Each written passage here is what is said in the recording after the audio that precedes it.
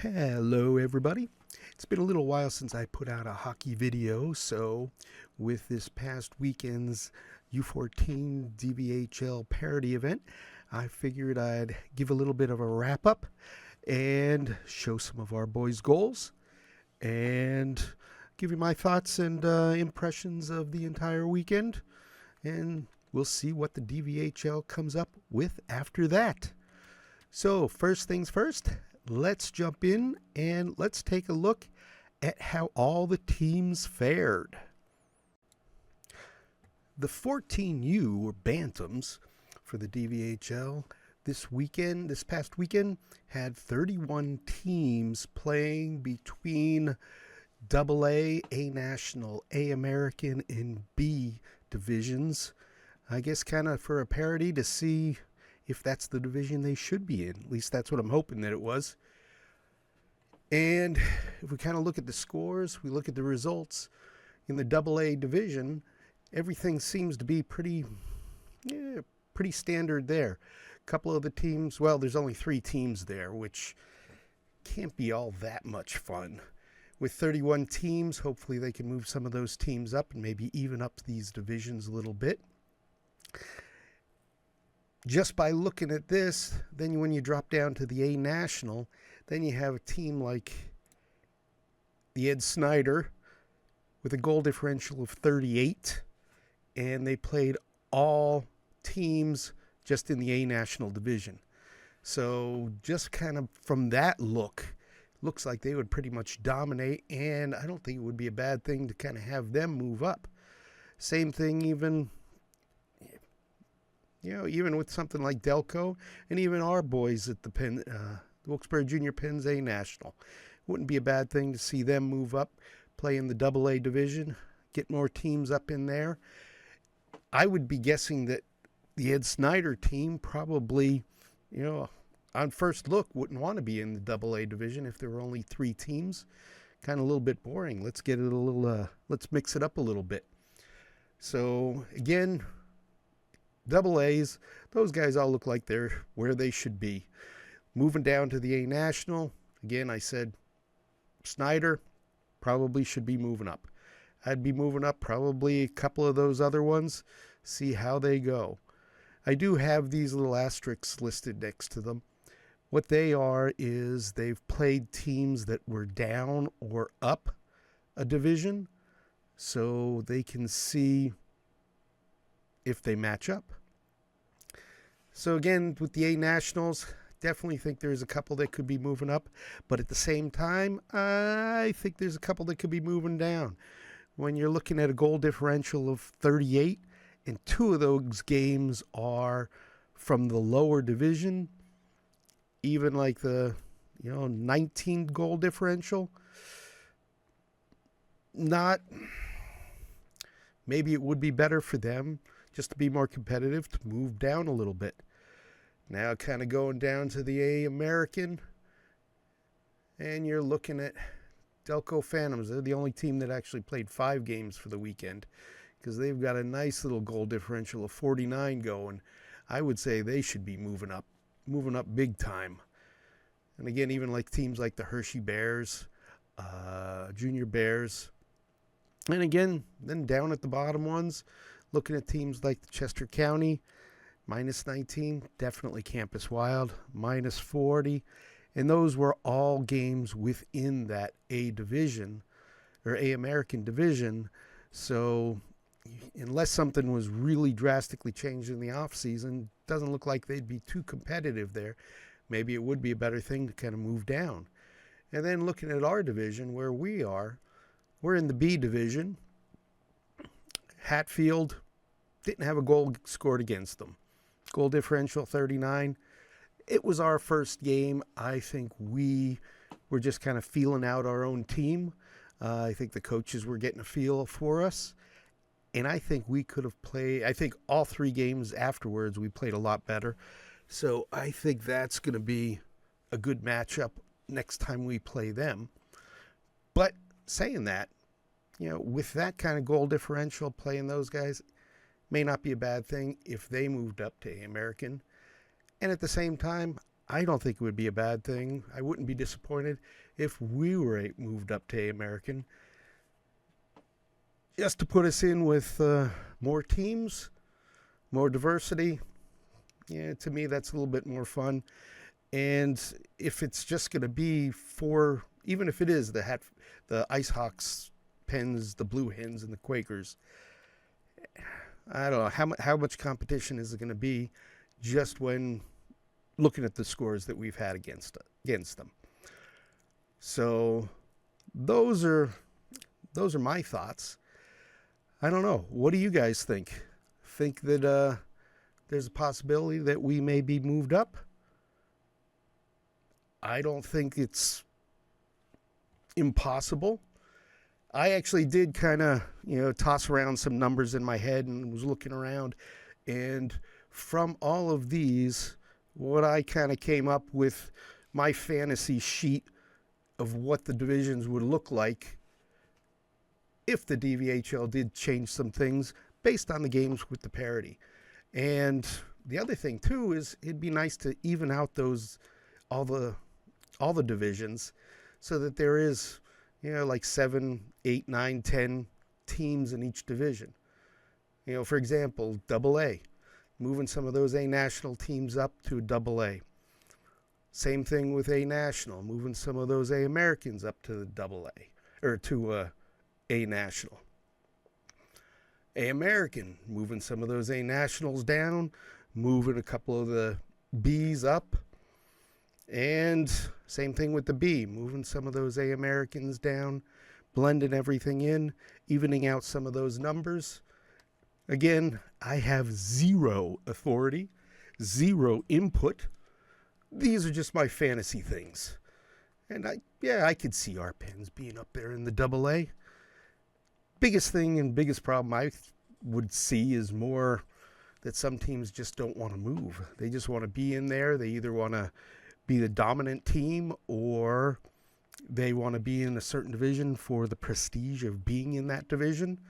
Some people have an aversion to being in a B division. Some people have an aversion of being in an American division as opposed to a national division.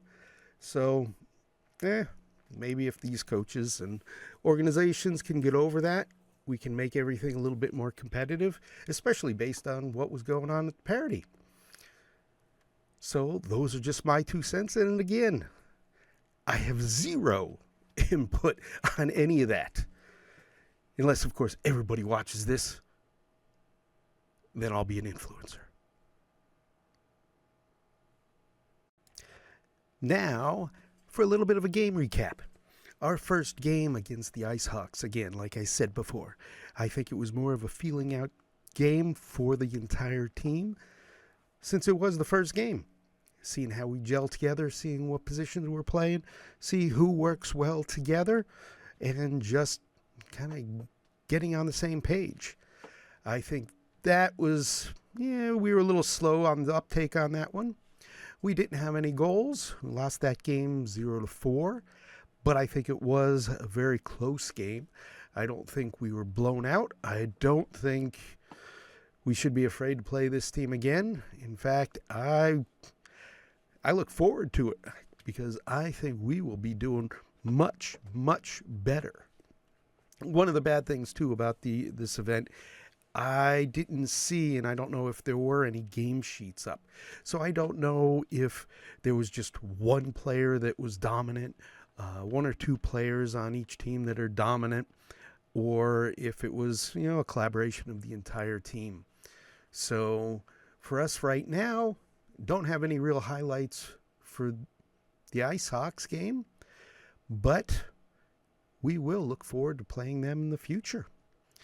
Now, let's move away from the Ice Hawks. Let's talk about our first game against the Junior Blue Hens. Now, playing the Junior Blue Hens, we did win that one. What did we win that one? 6-1, I believe. Looking through my notes here. Now I can't even find it. I think it was 6-1. Yes, 6-1. And, ooh, that reminds me, I made a little mistake at the beginning of this recording. I said, let's see how the boys did. Well, I forgot. We've got some ladies on the team, and they made an impact right from the beginning. So let's just get right to the goals. This is what the kids like to see anyway. I ripped from Live Barn and from my own video camera that I usually put behind the behind the attacking goal. So let's go right to that and take a look.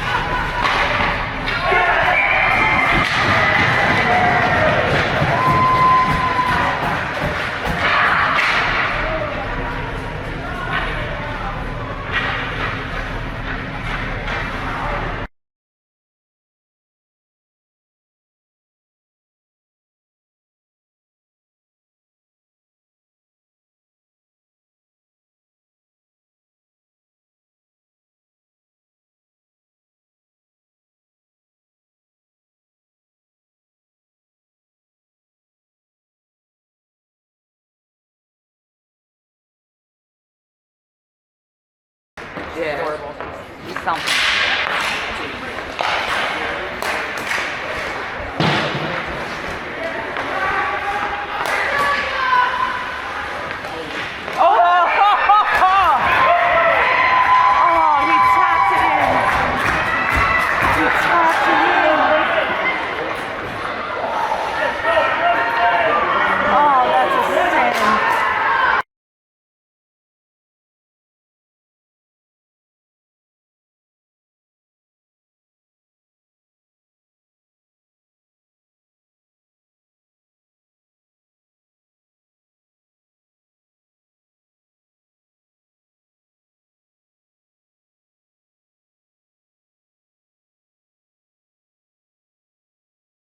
You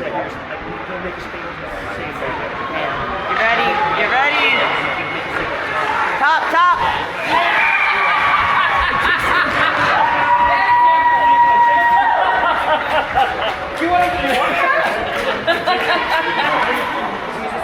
That little, did you see, you notice a lot of the goals that he's getting scored on?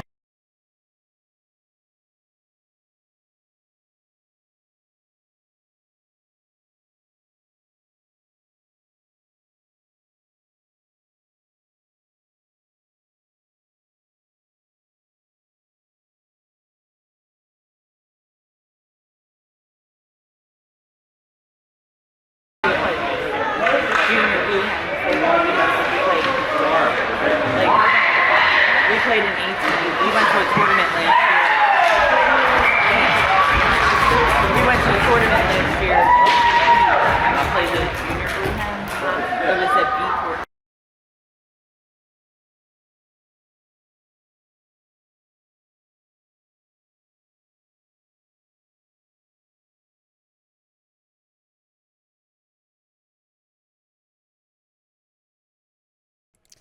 And there you have it, a good showing from all. And I do also like to throw in not just the regular goals, but also a highlight here or two, especially if it involves Hunter. So yes, every once in a while I'll throw in something else that happens during the game, a highlight, a low light, something to learn from, something to see. And what that does is that brings us right to our game against the Quakers.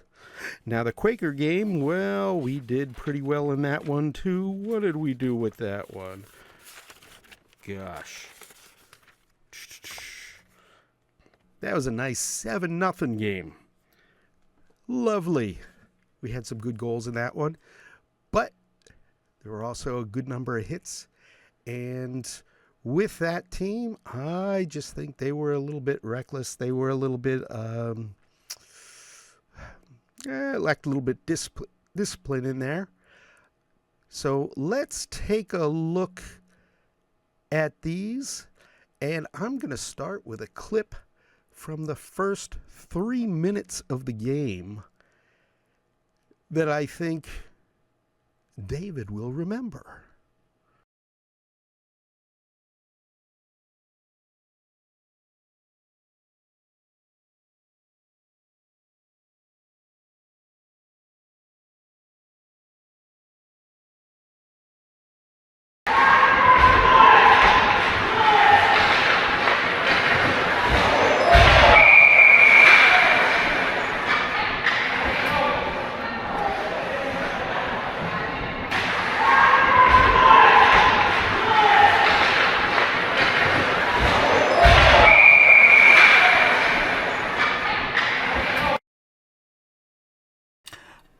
Learning moment here, boys and girls.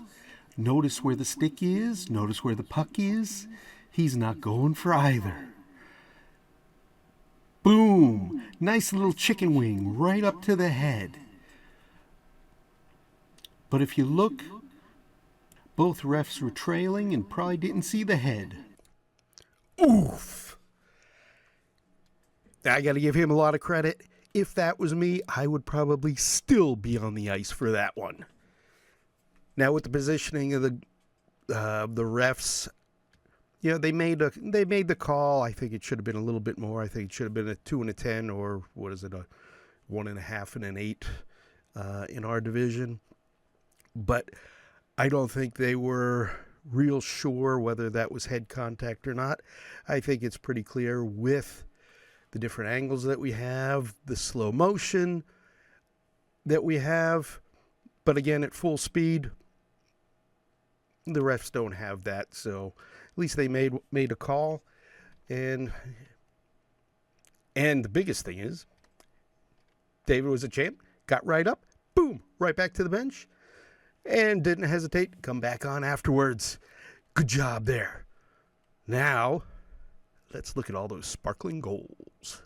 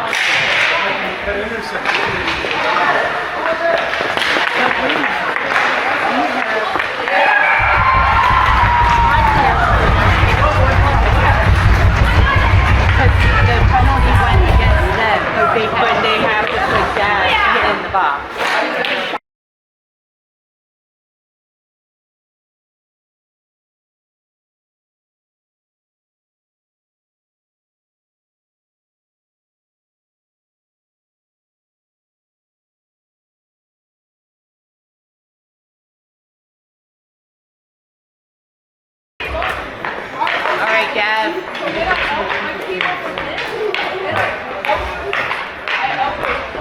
No, we have 3 on 5. All right. Protect your goalie, Gavin. Just get it out. Come on, Gavin.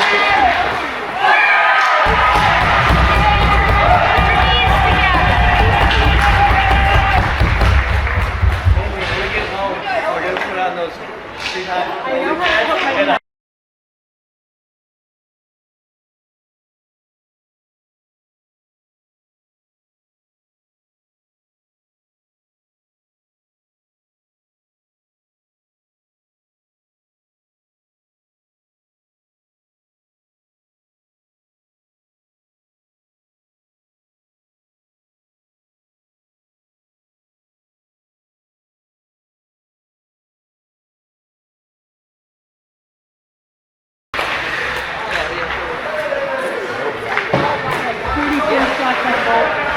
Gav's the second kid on our team that got ejected for quote head contact.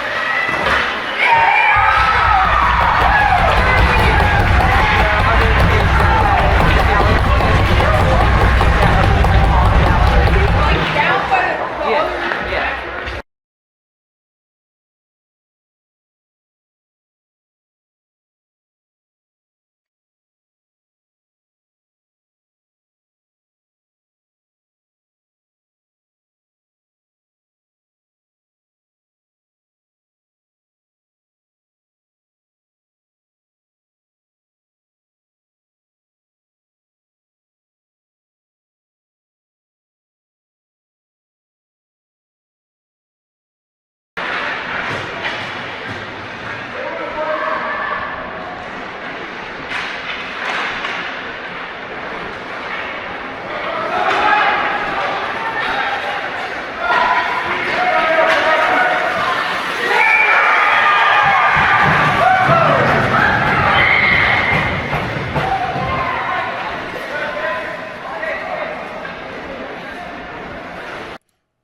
And ending that one with probably the best goal of the evening, not that I'm biased, from Hunter.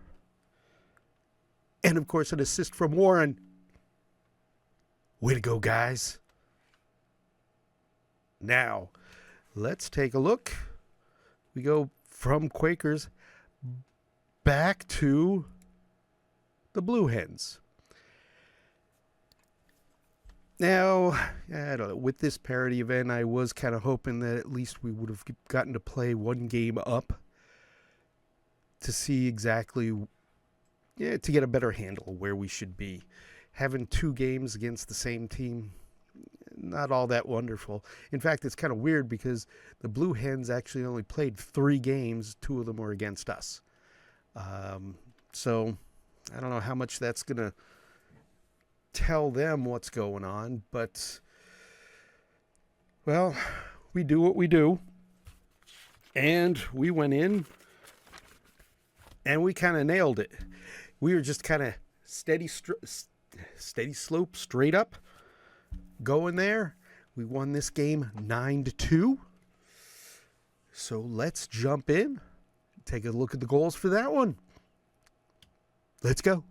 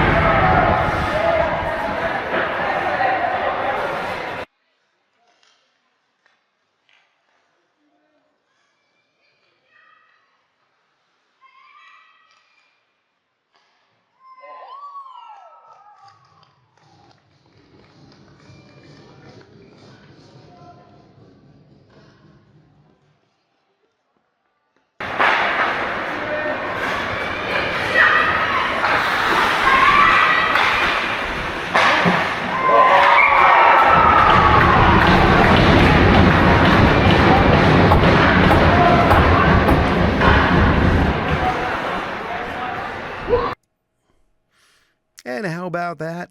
Hunter with 2 assists on the first 2 goals. And just an overall nice job by everyone. And way to go, Coach Matt.